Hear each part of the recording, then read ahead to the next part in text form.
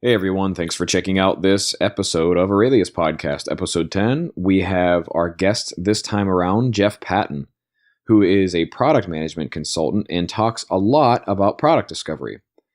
And so our chat focused a lot on what product discovery is and how to do it.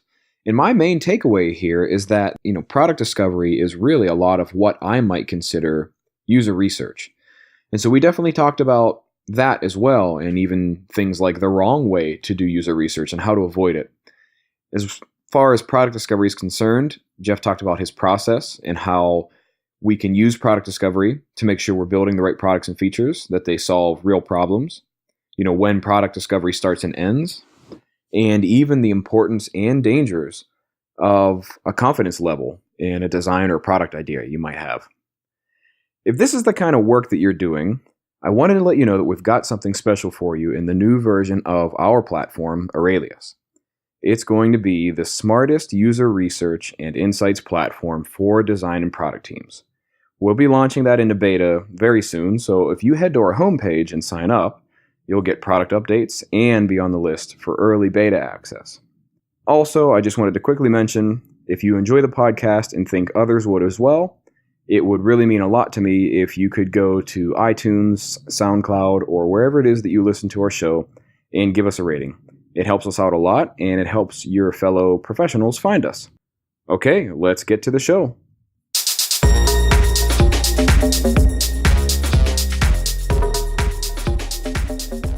Welcome to Aurelius Podcast, episode 10. I am Zach Naylor, CEO and co-founder here at Aurelius.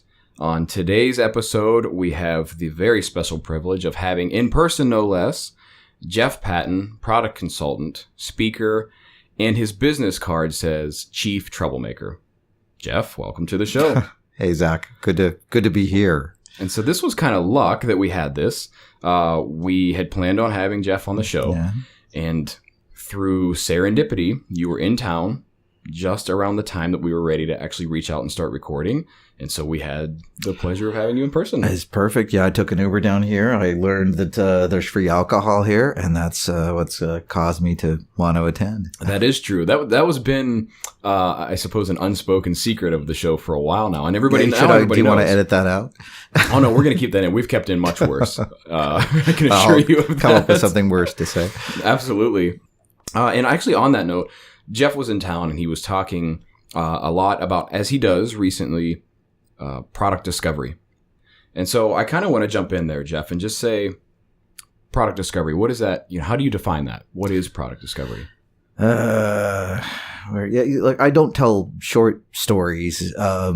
If you're in the product world, you do crap to make sure that you're building the right thing.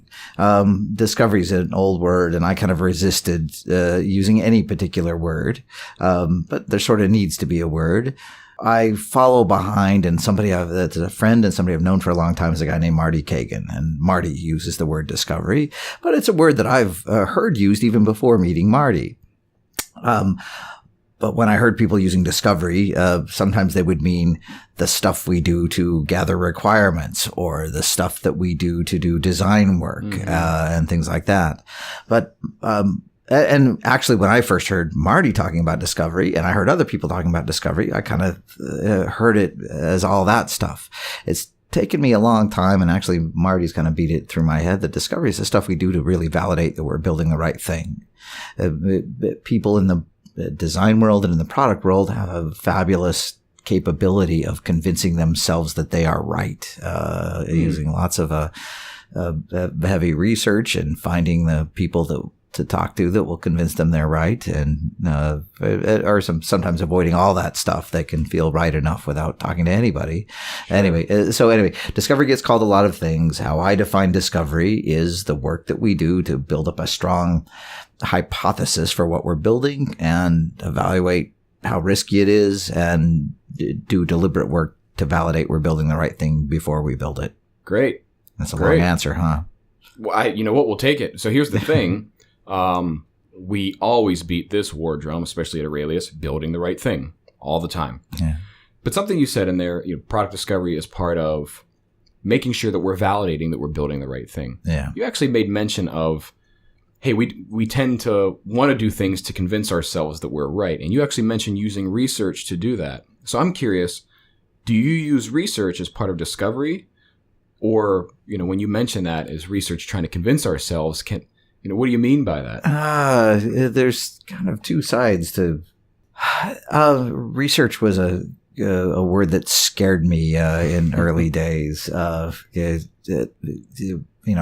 started with being deliberate about UX practice in the early 2000s, and people used to say research and talk about specific research methods, and they talked about it in a way that made it sound a little scary.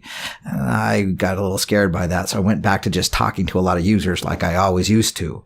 It took me a long time before I learned that that kind of counts as research too. You can be a little bit more rigorous about who you talk to and how you talk to them and how you record what you're talking to. Sure. And I see a lot of people using the word research to mean, look, if we've got an idea, we'll validate that there are people out there that will buy the idea. We may do research that will look at size of markets and look at types of consumers, and we'll use that research to predict that there are people that want our stuff. Mm-hmm. Over time, what I mean by research is, well, there's that, and there's actually putting your stuff in front of people, and even going one step further, actually not just putting stuff in front of people and asking them if they like it, letting people use this stuff and actually get value out of it, and actually see that it's useful. Asking people to predict if they would like something kind of counts as research, but it's not.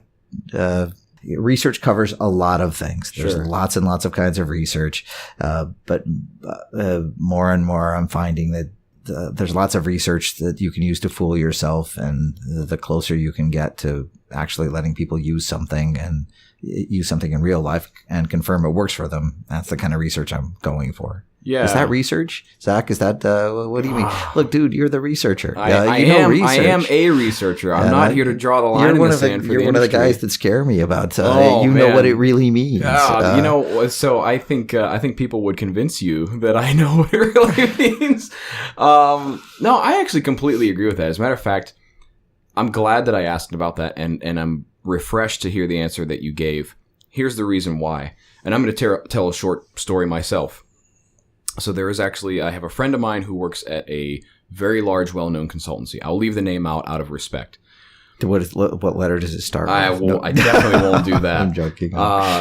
So, at the end of the day, what these folks do is they make a statement, right? They make a very confident statement that here's the thing that should happen with the strategy or the product, right? And then what they do is they gather as much evidence as they can to support their point of view. That's what the research I'm talking about. And that's what scares you. Yes, that's I'll tell you, Jeff, that's what scares me. That's what scares me into people making lousy decisions, people making decisions that don't have any rationale, or worse, rationale that's misleading. Yeah. You can gather facts to support almost any opinion. And, anyway, but yes, the rationale that's misleading is that it's the hand-picked facts. So here's the interesting thing that I want to ask as a follow-up to that. There's not alternative facts. That's the word I was looking for.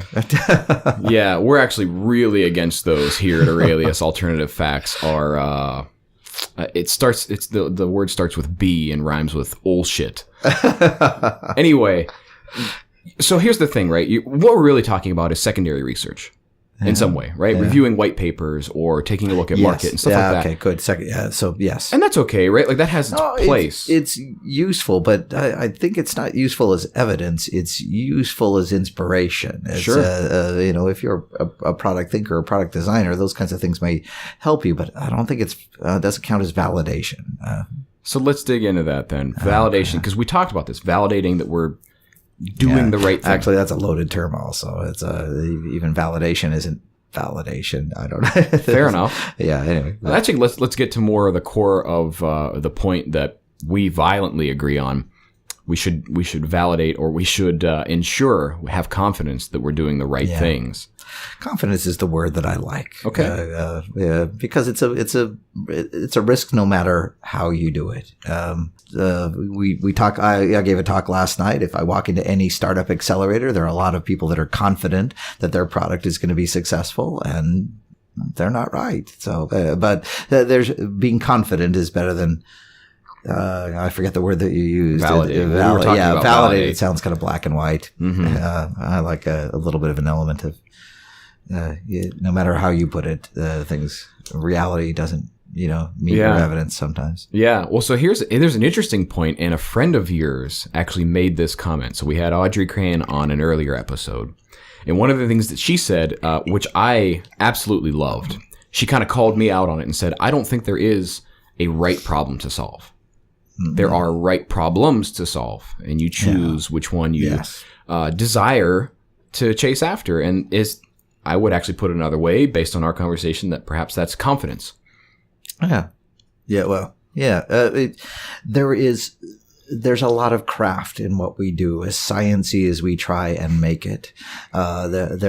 We choose our facts. We choose the problems to pay attention to. We choose solutions to those problems, and there's always better problems. There's always better solutions. We'd have nothing to do if we could just solve. If this was black and white, if there weren't better ways to do things, if we couldn't keep inventing better ways to do things. Yeah. Yeah. Okay, so we're talking. Where we started with all this is product discovery. Yeah, yes, product discovery should help us choose the right problems to solve. We need that confidence. How does product discovery, in a more tactical sense, give us that? What does that look like? What does that feel like? Oh boy, that's a big question. Well, the way you said it is, you look at I'm here in Minneapolis because I'm working with a group, and we do these long format 5-day immersive discovery sorts of things, where we go through lots of rounds of discovery. They talk to lots of customers and users all week long, and I'll talk about it as us building up a two-sided hypothesis. There's a problem side and a solution side. So yes, part of it is choosing the right problem to solve, and then and validating that it is indeed a problem. And I'll find people in the course of a week that we'll start out with a solution in mind. We'll ask them to back up and say, okay, great. If that's the solution, you've heard the solution looking for a problem thing. Let's confirm that there is in fact a problem you're solving. And we find people that find that there is no problem they're solving. And anyway, there's a problem side that we're using discovery to validate, and a solution side. I lost track. What was that? You were asking, how does that work? Well, so we're saying product discovery should give us that confidence that we're going to make the right thing. That's right. And that's what you're using rounds of discovery for. If discovery is there's a bazillion activities. Any activities are valid in terms of discovery, and they're all confidence building activities. Everything from interviewing people to putting prototypes in front of people to releasing things as small releases to small audience. Everything you can do, I was going to say everything short of building and shipping production quality software to everybody counts as discovery, but even that counts as discovery. Interesting. If your intention is to learn, it's discovery. But once you cross a certain threshold, you're confident that you're doing the right thing, and then you keep discovering whether you want to or not. But I'll make a point to people that you release software to earn or learn, or both. And if your intention is to have earn something or get profit or get benefit from something, that's where you want the confidence. I see. Yeah. Would it be fair to say that product discovery is a process that takes many forms, but never truly ends in product management or product development? Yeah, no, it doesn't. Products don't end. That's the reason discovery doesn't end. The difference between a product and a project is that the projects have a start and stop date. You can celebrate when a project ends. You can kind of call it successful, but the product is what you're left with when the project ends. And products when a project ends, you can celebrate. When a product ends, you don't celebrate. That's usually a bad sign if your product is ended. Right. That's not good. You want that product to live forever. When a product ends, you have a wake. That's a different thing. Sure. But products, especially digital products, we want to live forever because they're digital. We can keep upgrading them and changing them and improving them. They're malleable. They behave a lot more like services. And yeah, especially the life of a digital product, a technology product, it can be, we can keep changing it, improving it, and pushing it up there. We can give it we can make it almost immortal. And that's a product manager's job. And that's what the discovery thing is for. It's awesome. Continuous. Awesome. I completely agree. So I want to share a story because we're kind of drawing this analogy of a product and a life, right? Like, and a friend of mine, I have no idea if he listens to the show, but a guy by the name of Nine. He's a former adaptive path designer and at other places, very sharp guy. And he used to live here. In one of the conversations we had, he said, the analogy I often use with people is that building a product is like having a baby. And so for 9 months, you go to the visits, you read up about how to raise a human, you take the vitamins, you eat better, you probably exercise, all of these things to make sure that you're in optimal shape for the day. And then you have a baby. That's when the work actually starts, right? So to your point, the project is those 9 months to its launch, hooray! But you have a baby to keep alive at this point. Yeah, that's right. It's not over. You can't celebrate the ending of that project and have a party and and leave. One of the things that I do, I'm a consultant. I used to be a product manager at a company, and for whatever reasons, I became a consultant. I focus on product companies, but more and more over this last year, especially, I get calls from IT organizations asking me, for help doing things. And I tell them, I work with product companies, and you're more of an IT centric organization, and the way I teach stuff, it just is not going to jive with your culture, the way that you guys do things. And they say, no, we're calling you because we want to engage in a product centric culture. And this is a long preamble to, there's a lot that needs to change in a culture to do that. I remember working with a bank, in a big bank in Australia, and the way that they work is they do projects, they release something, and then they give it a short warranty period, like 30 days, and they release it to the BAU group, short for business as usual. And we started referring to that as the Product Orphanage. We spend 9 months on a project, we release it, we make sure it's give it a little bit of care, and then we dump it off in a place with lots of other products, where there's one person to every 10 to 20 products. Sure. And we let it, no wonder so many products end up in jail. Sure. Or should be. Anyway. And that's obviously not a place we want to be. And so if we're talking about product discovery too, we would say that the cultural problem there too was that they lost the appetite or desire for learning. Right? They saw it as the product was launched and let's celebrate and walk away. I want to take a step back and go into another place that we were saying. So we were talking about doing the right things. Yeah. If I were to ask you, what is an example of a decision you would make or a recommendation that is not doing the right thing? What does that look like? What is not doing the right thing? Sure. So, right, we're doing product discovery to try to mitigate these risks, as you've actually referred to them. Yeah. But so let's imagine, we want to know what that looks like. Let's use the alternative and say, what does it not look like? What do we know it not look like? Yeah. Okay, that's a pretty good question. I have to think about it. it looks like what most people do. Let's do a rigorous form of not doing discovery. The rigorous not doing discovery, starts with someone, usually a highly paid person who comes up with a fabulous idea, and turns it over to someone else, usually a designer, and the designer not doing discovery goes to their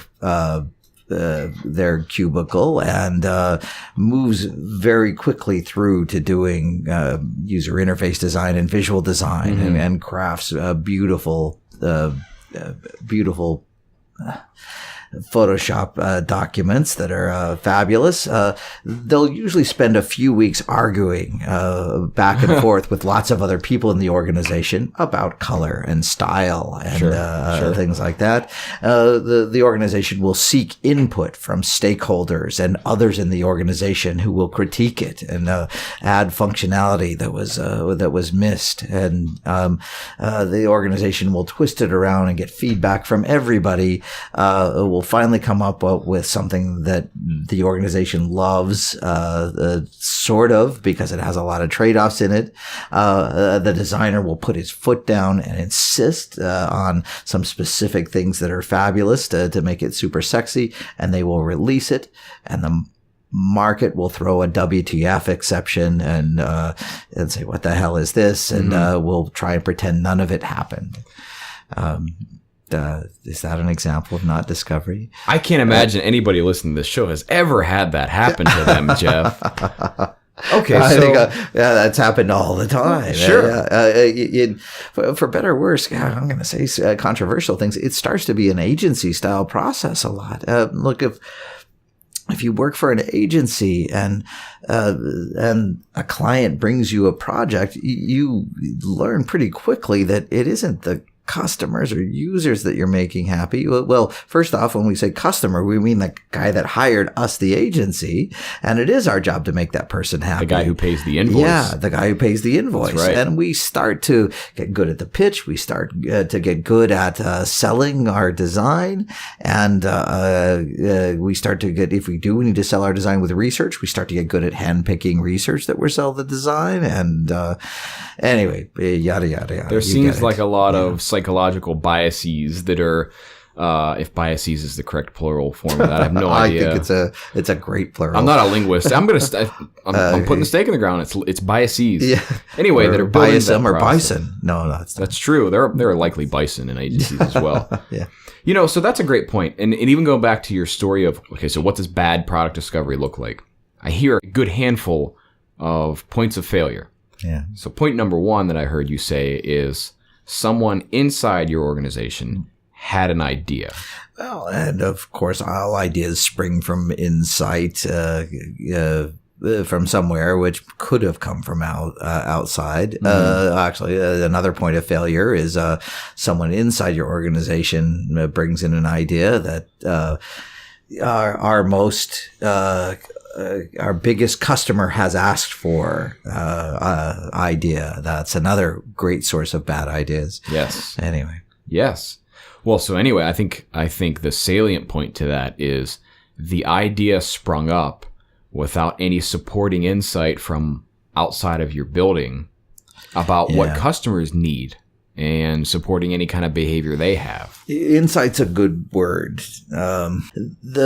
What's interesting is people often mistake people asking for things for insight. Certainly people will ask for things, and the executive who comes up with a great idea recognizes a problem, comes up with a great idea, and imagines a perfect universe. The customer or user who comes up with a great idea thinks of something and imagines a perfect universe, and we get to work building the thing they thought of. But the insight's a good word. Usually for me, insight isn't about a thing. It's about a problem to solve. Now we're coming back full circle to the finding the right problems thing. Yes. There's a lot of right problems. I'll agree with Audrey on that. But the insights have to be a little stronger, a little more powerful, and they're more about problems to solve than things. Great. Great. Next question I'm going to have to ask you then.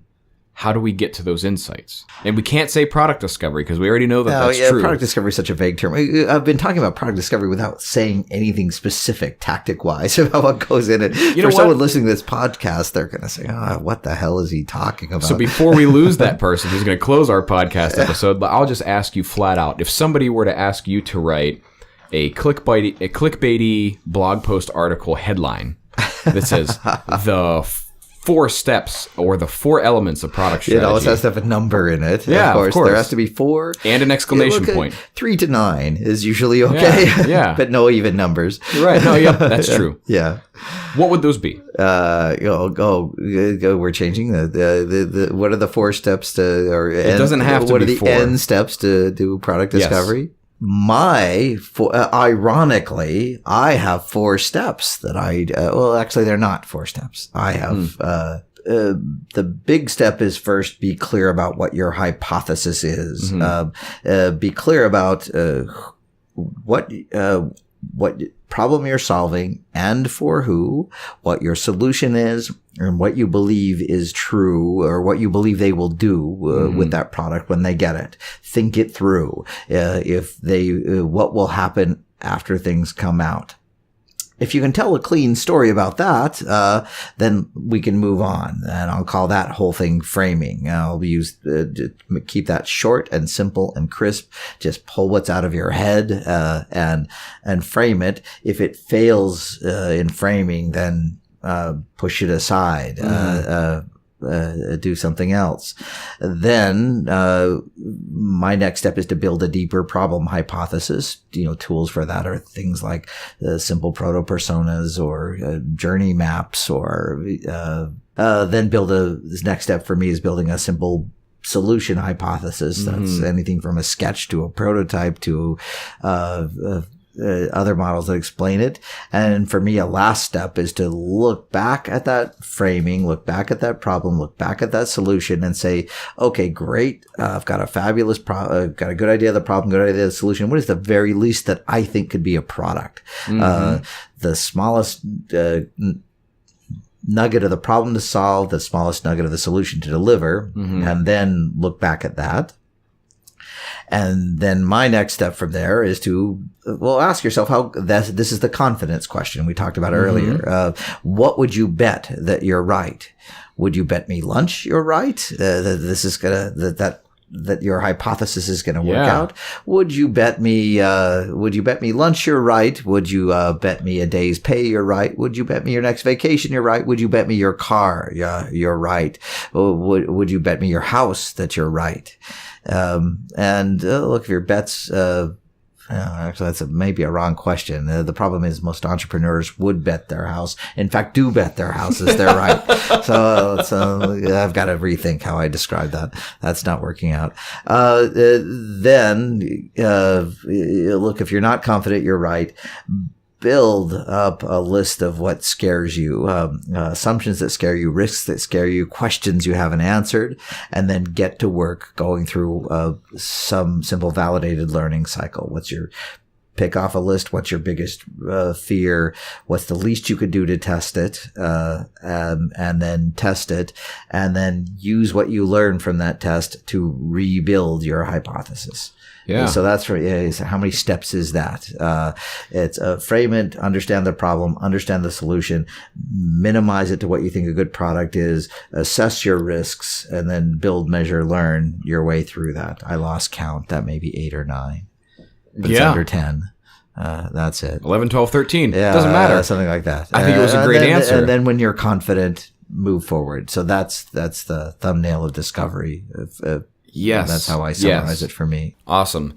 So this is actually a good place to point out that we are working on Aurelius version 2, which is going to be the smartest user research and insights platform for design and product teams.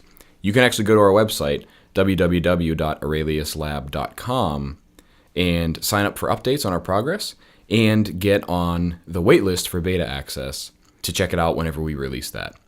But let's get back to the episode.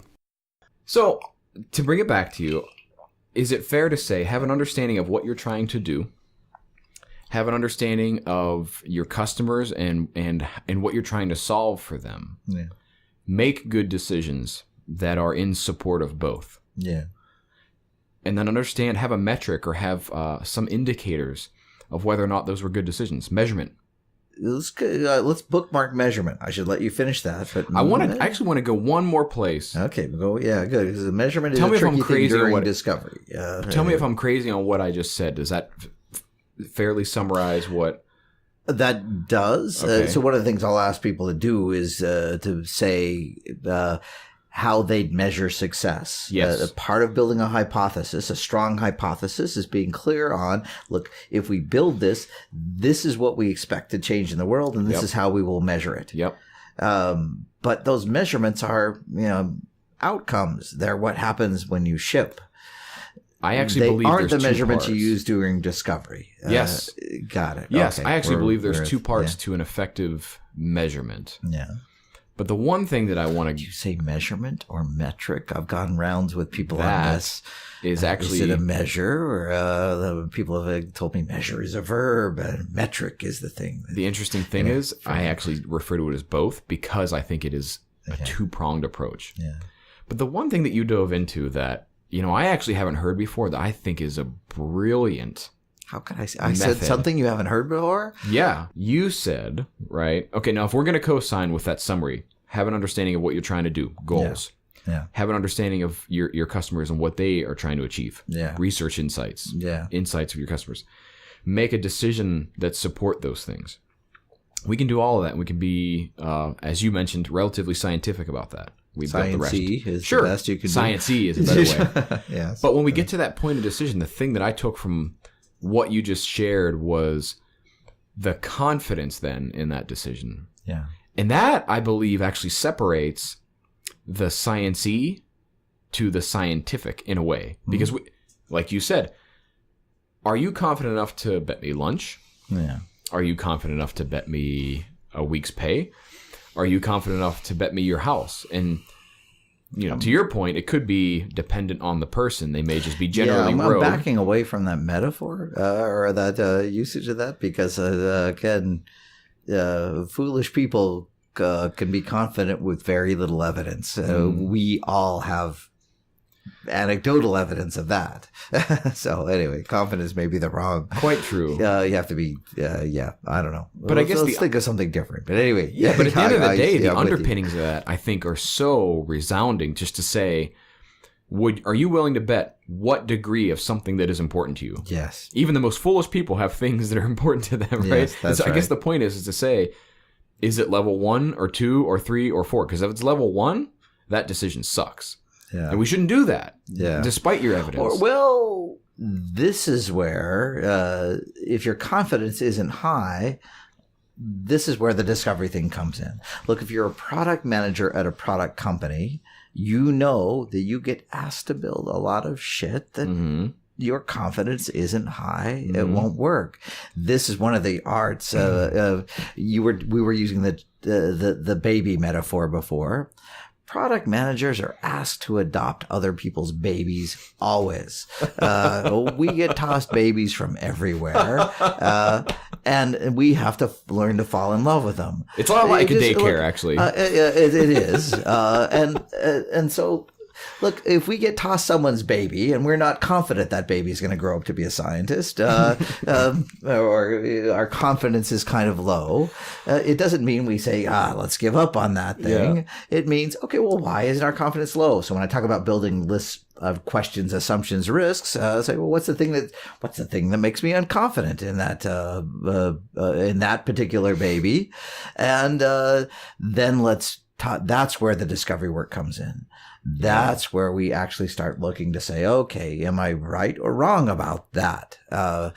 Is my assumption wrong? Is the risk or the thing that worries me not really a risk? Is the question or hole in the information I have not really there? That's where the work comes in. That's the discovery work. I see. Does that make sense? It makes perfect sense. Yeah. So low confidence doesn't mean don't do it. It means lack of information. It means that yes. And a lack of information or a lack of insight. Yeah. leads to a lack of confidence. That's right. And that rots product development. Yeah. And say that again? It rots product development. It rots. From the very core. Well, what's interesting is what rots product development sometimes is overconfidence with little information. That's the scary part.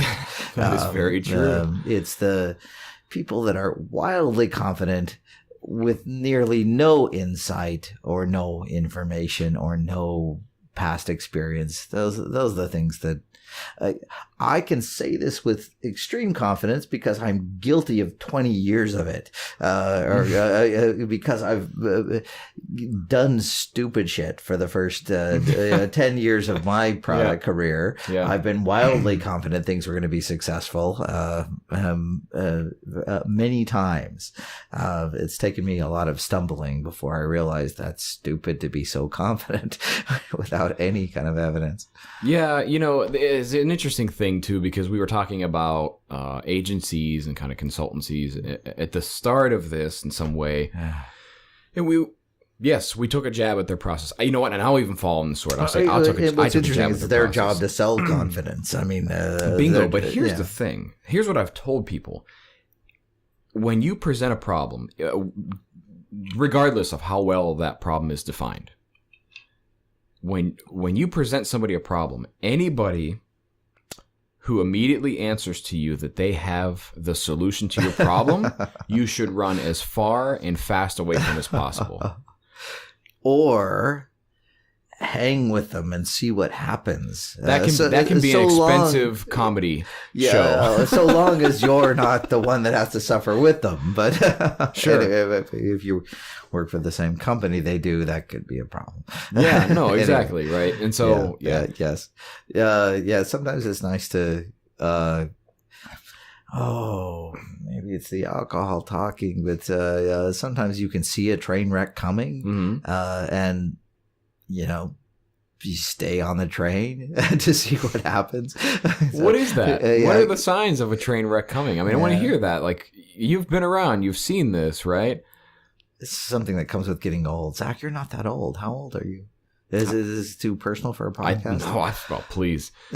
How old do you think I am? I like to ask this when somebody asks me how old I am. I won't be offended. There's very little that will offend me. Yeah, you're probably 57. No, I'm joking. That's usually the answer I get.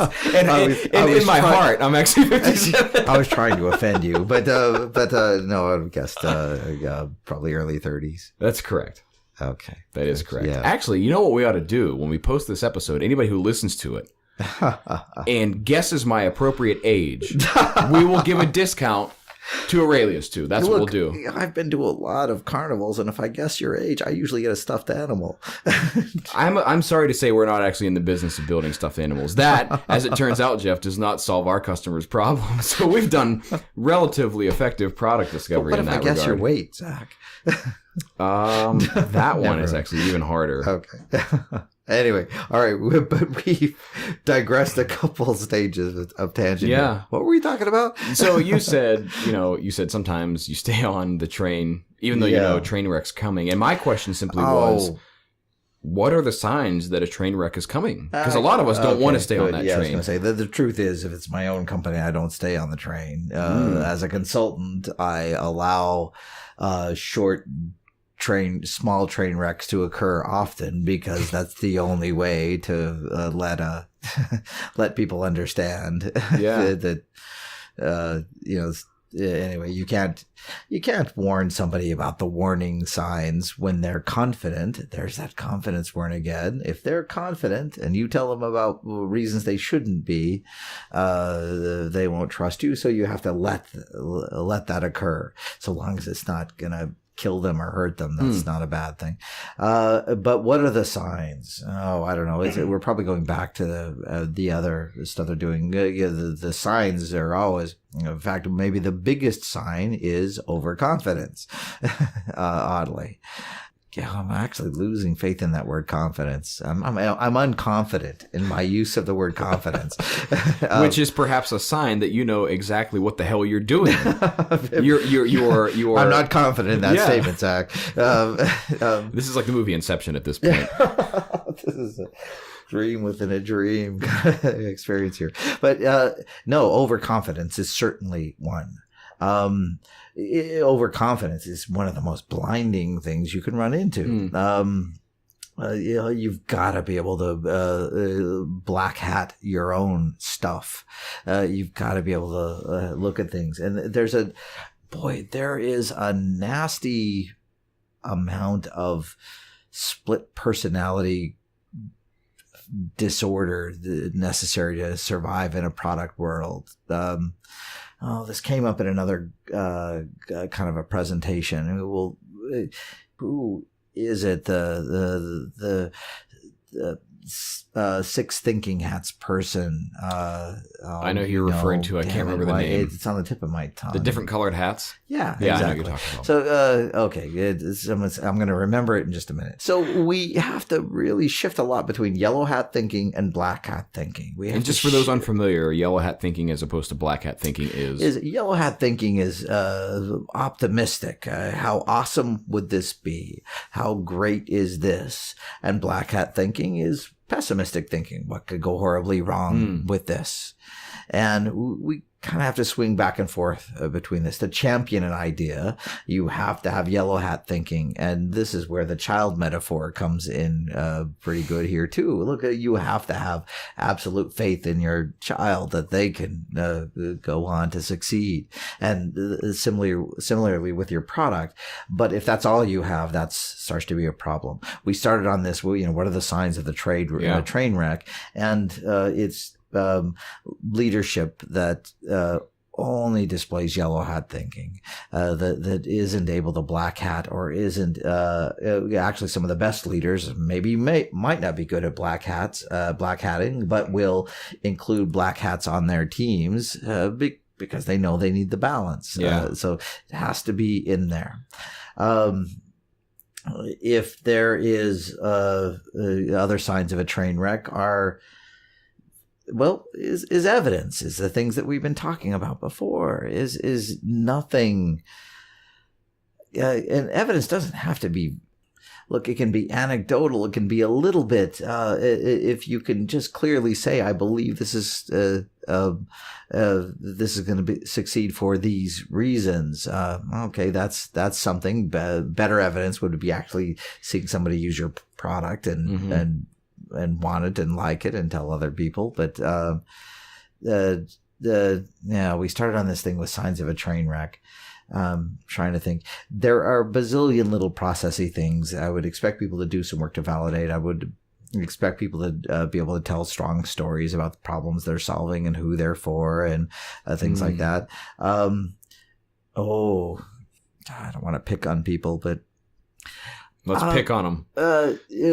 And I'm trying to figure out how to characterize this. Just working with a team today, and they're describing the characteristics their product needs to have, things it needs to do, and they're describing it from their perspective. They're describing qualities of their product, and I'll ask, well, who wants that, and why do they want that, and they can't tell a good story. You start to realize that they're not thinking about the person who's using this product.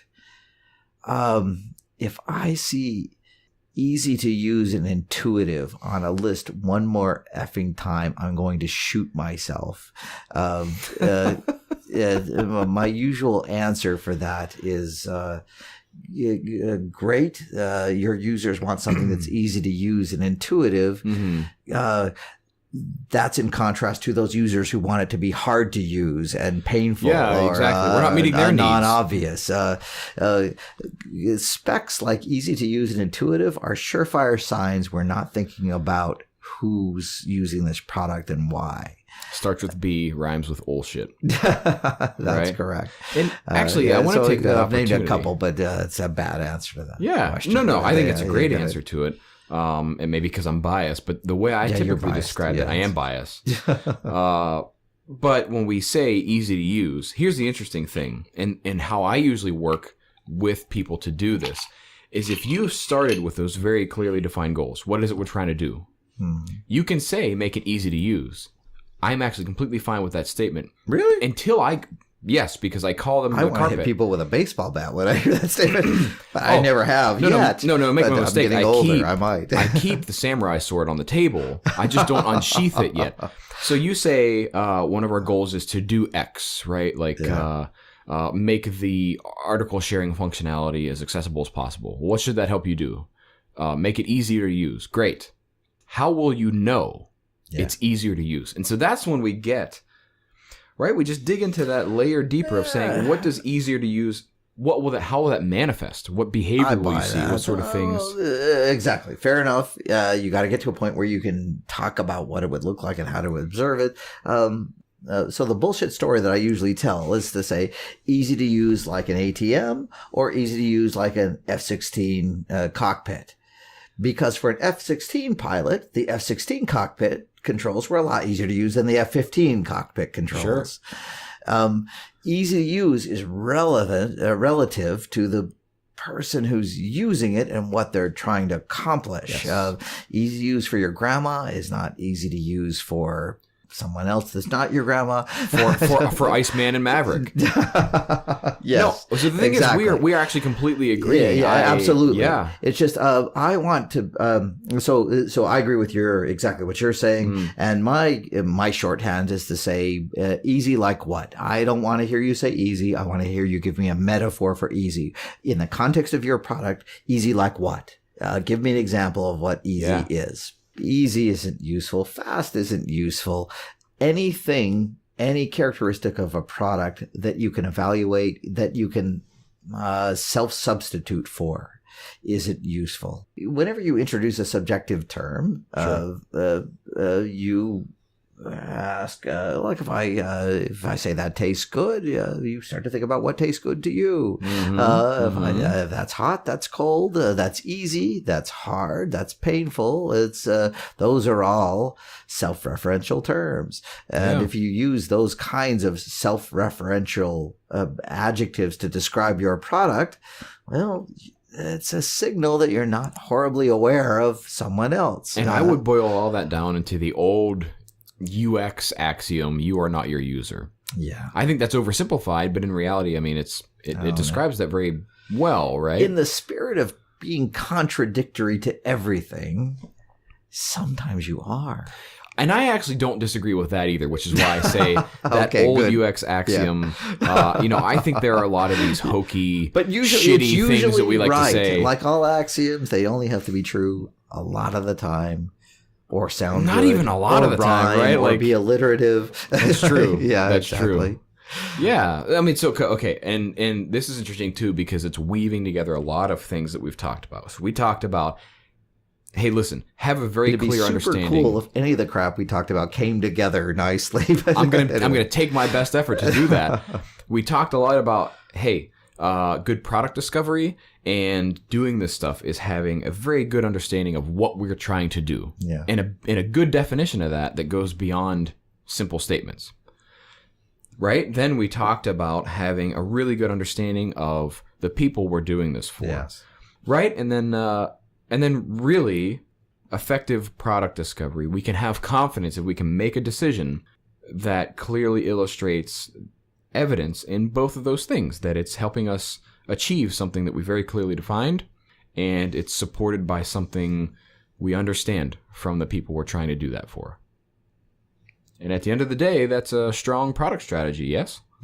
Yeah, fair enough. That's a way of working. And more and more, I run into people that I met 10 years ago. First, I hate running into people I met 10 years ago because that means I'm 10 years older.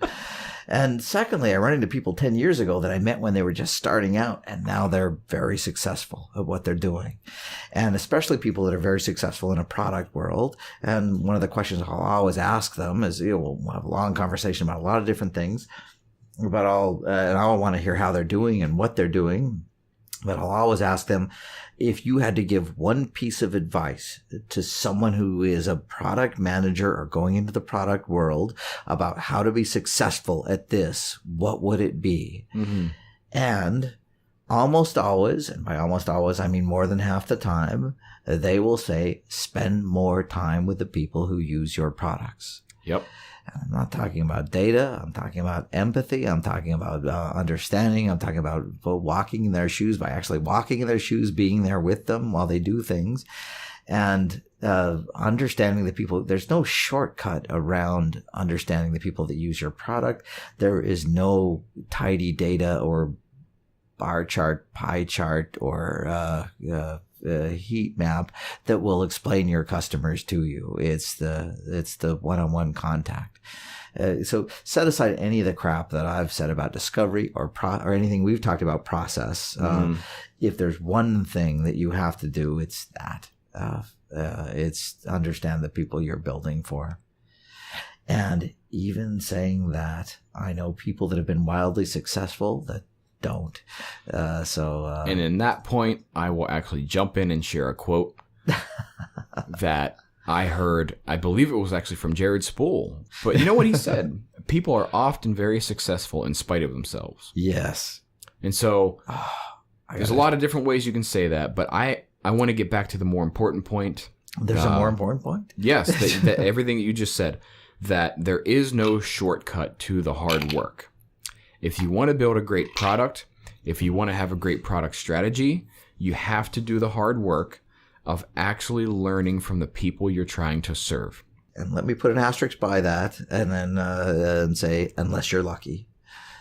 Unless you're lucky and you're successful in spite of yourself, in which case I'll put two asterisks and say that luck will run out. At which point, it will. Absolutely, you need to adopt always runs out. I agree that culture and hunger of learning. Yeah.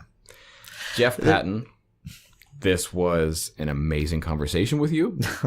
We have covered a great number of topics mostly focused on product discovery, talking about doing the right things, right, and the ways that we get there. And in summary, as most episodes are, for those of you who listen to our show regularly, have a very good understanding of what we're trying to do as a company, as a business, as a product. Learn from our customers, our users, people, and then make decisions based off of that. If you do that, I will go on record and say that you are at least halfway likely to be successful. 46.5%. I'm going to go 57. Jeff Patton, thank you so much for joining us. Is there anything that you would like to share with people listening to the show about the work that you're doing? Everybody should go out and buy my book. I have a 15-year-old daughter I need to put through college. That's important. It is important. Also, and a 13-year-old daughter, but she doesn't want to go to college. We'll change her mind on that. I teach classes. You should go to my website. I teach classes on product ownership, and as long as they will let me, I teach Scrum Alliance certified classes, and I don't teach any Scrum. I teach what we've been talking about. I focus on product ownership, and I teach product management. I'm known for story mapping. We didn't say that term even once here, and I'm pleasantly refreshed by that. But it's a halfway decent book, so you should buy that and review it if you've already got it. And check my website and look for a class. I'd love to meet you in person. Awesome. Okay, so Jeff Patton, name of the book is Story Mapping. User Story Mapping, O'Reilly. User Story Mapping by O'Reilly. We'll have a link to that subtitle in the show notes. Go check out Jeff Patton if you guys are trying to do this type of work. Obviously, talk with him. He can help you coaching your teams. Jeff Patton, thank you so much for joining the show. It's been a great pleasure. Pleasure to be here. If you enjoyed this episode, consider leaving us a rating on iTunes or wherever it is that you listen to our podcast. And also, you can fill out our podcast survey, where you can let us know someone awesome that we should have on the show, and even tell us about the things you would want to hear about, topics that are interesting for you. You can check that out in the show notes or on our website.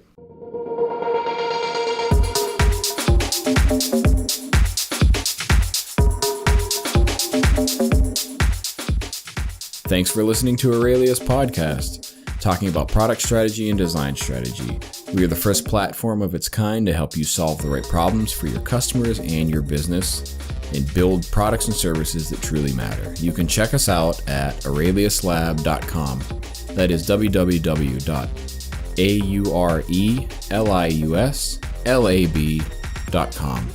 You can check us out on Twitter at Aurelius Lab and Instagram, Aurelius Lab. We'll see you next time.